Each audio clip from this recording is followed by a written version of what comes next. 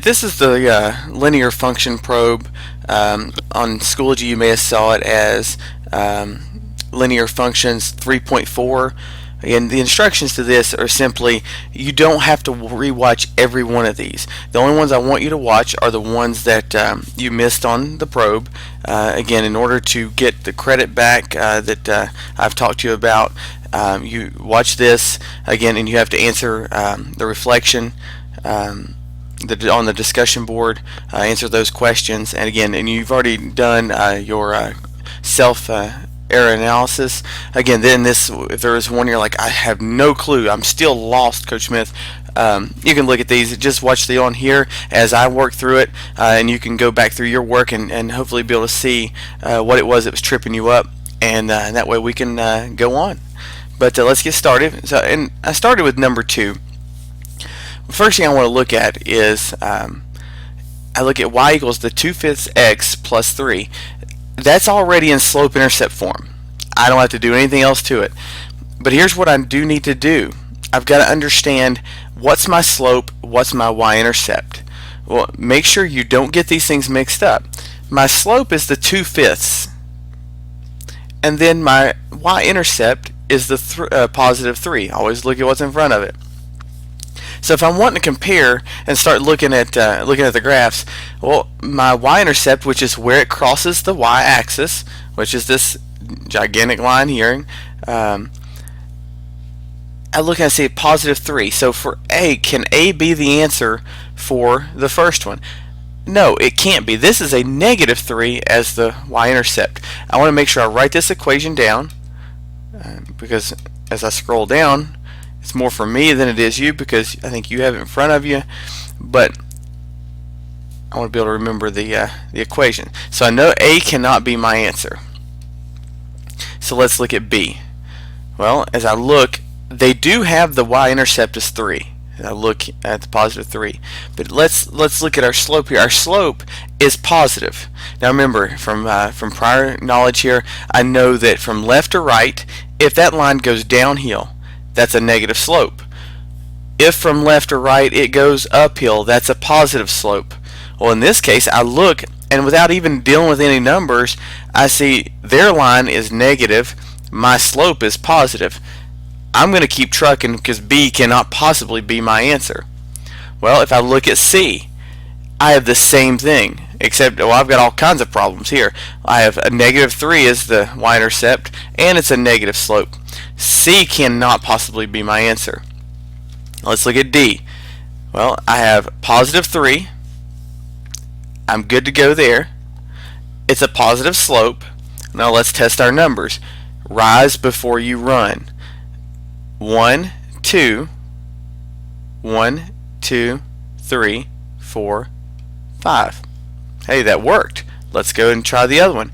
And I go down. Remember, that's down 2. My first move has to be up and down. That's negative. That means I have to go negative again. 1, 2, 3, 4, 5. And if I went on and on forever this way, that line's going to be the same. If I went on and on forever this way, it's going to stay on that line. So the only possible answer I could have was D.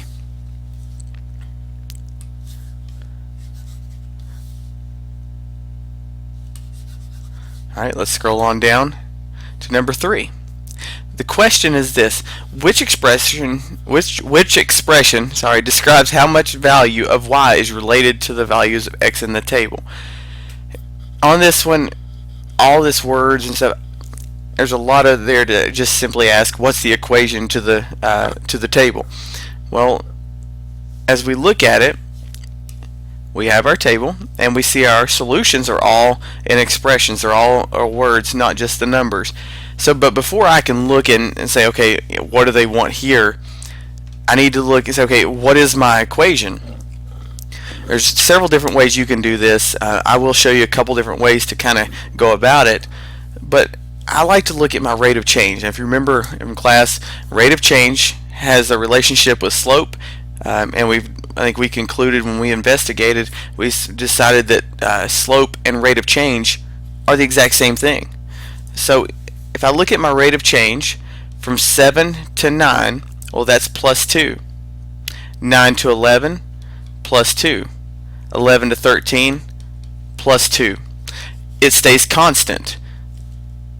On the other side, I'm going to go 1 to 2, that's plus 1.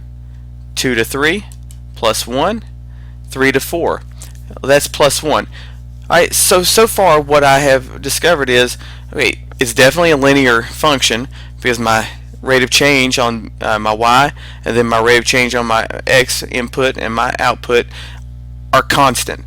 So I know it's linear. Now, if again I talked about the rate of change, and I said, okay, the rate of change here, because if I look at 2 over 1, so I know that's going to be 2. So my slope will also be 2. So I can go ahead and do this. I can say y equals 2x because I know my rate of change or my slope is 2. Again, now if here's the other way I want to look at that, and I don't want to confuse you, but I know some of you like the slope formula better. y2 minus y1 over the x2 minus x1. Well, if I do that, I can say 13 minus 11, that's my y2 minus y1, is 2 over x2 minus x1. 4 minus 3, 1.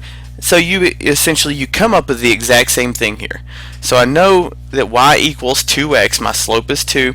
So that means I've got to say, okay, 2 times the x. Well, I can say, so in this case, y equals 2, and I substitute this 1 in for the x, and then I know I've got to somehow come up with my y, or my output. Well, y equals 2 times 1, which is 2.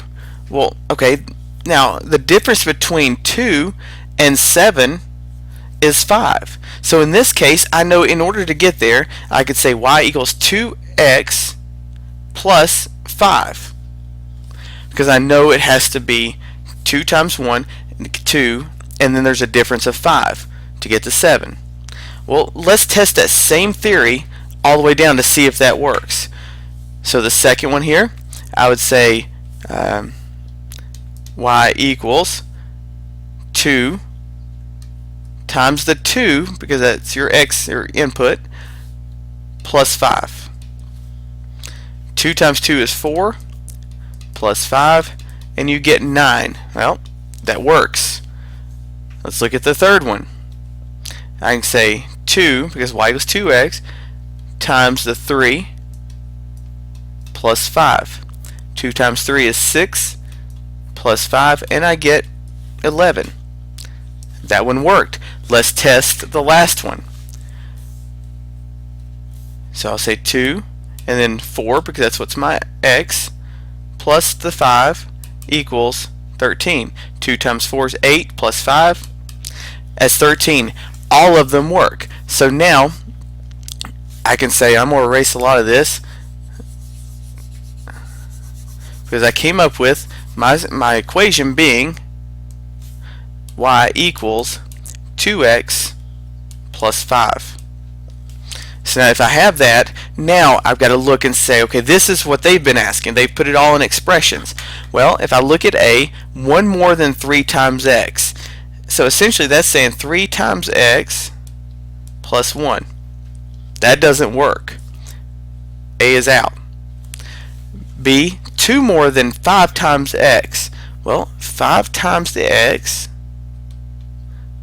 and it says 2 more than that, plus 2. B doesn't work either. So let's look at C. 5 more than 2 times x. 2 times x, 2x, and then it says there's 5 more, plus 5. Well, if I look, I have the exact match there. C is definitely going to be my answer. But let's look at D just in case there's something crazy. 1 less than 4 times x. 4x, then minus 1 is 1 less. D doesn't work. So the only thing I can do, the one that matches perfectly, is C.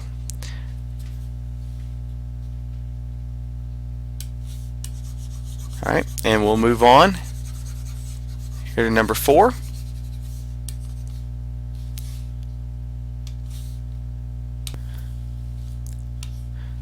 Alright, number 4. Again, it gives me another expression. And this one, I know in classes we worked it, it threw a lot of you off, and really it's not near as difficult as what it kind of presents itself to be. It's just making sense of what in the world are they asking. So that's what we're going to do first. Before we worry about any graphs, let's figure out what in the world are they asking. Well, they tell you this, what do I know? You know, I go no plan, no need plan. So what I know is what information is it giving me? What do I need? That's what question is it really asking? And then my plan is, you know, how am I going to go about finding the solution? So what do I know? I know here 4 times an input number. 4 times an input number. Well, I recognize my term of input, which is x. I know that something has to be 4x. And then let's break it apart a little further. Minus 3. Well, and I keep going with that. I say minus 3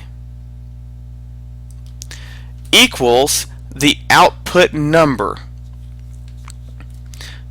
Well, if I know what the output number is, I know output is y. So now I can kind of think here, I know this is what I know, and I'm going to rewrite it as y equals 4x minus 3. Where x is the input, well, we kind of figured that here, 4 times the input, because I know what input means, and y is the output. So essentially all it's doing, the second part, is just breaking it down and telling you what the input and output is. It's not really anything any more question to ask you. It's actually giving you something to work with. But here I know y equals 4x minus 3. There's my equation. So as I look at this, I got to look at my graphs and see which one is going to work. Well, as I look at A, I know my y-intercept is -3, and I look and it does cross at -3. But let's look at that line. Prior knowledge. If I say from left to right, that line goes downhill, that means I have a negative slope. Well, if I look at the equation I came up with, that's positive. A cannot possibly be my answer when it's a negative slope and I have a positive slope.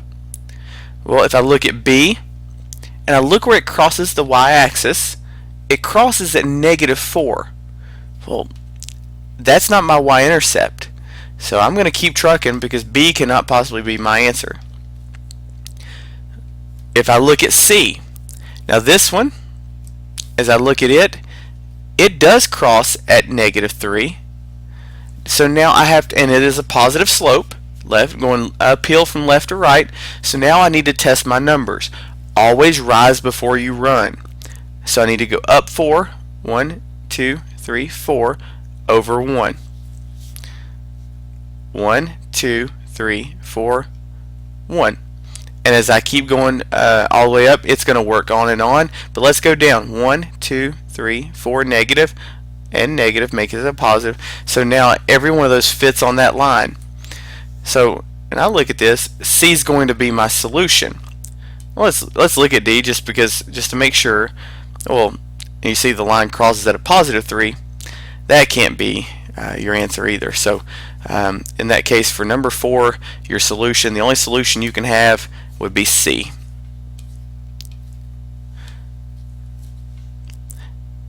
Alright, and this brings us to number 5, the last one. Which table corresponds to the equation y equals -2x plus 3? As this one, all you're really doing is just testing to see which one works. For example, I have -2. I'm going to substitute one of these x's in for that, add 3, and I should get whatever the y value is. The example of that is this. So for the first one, you have, I'm on -2, and I'm going to substitute the 0 in because that's the x, and then it says plus 3. So if I say -2 times 0, 0 plus 3 equals 3, and that is true. That's what it equals. So now I'm going to do the same thing, and I always want to test every single one of them, because sometimes 3 of the 4 will work, but that 4th one won't, and they'll trip you if you just rush through. We'll say, okay, so let's do the second one. -2, and I'm going to substitute in the 1. And when I do that, add the 3, and it should get 1.